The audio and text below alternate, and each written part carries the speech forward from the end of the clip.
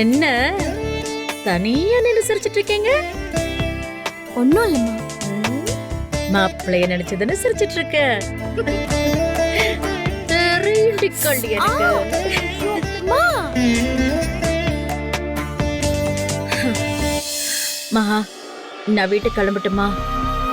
ஏம்மா அதுக்குள்ள? என்ன பண்ண சொல்ற? பிரபா போனை பண்ணி என்ன தனியா விட்டுட்டு போயிட்டேன்னு ஒரே புலம்பல். அப்பா வேற வேலை விஷயமா வெளியூர் போக வேண்டியது இருக்கு. குழந்தை மட்டும் அங்க தனியா இருப்பால.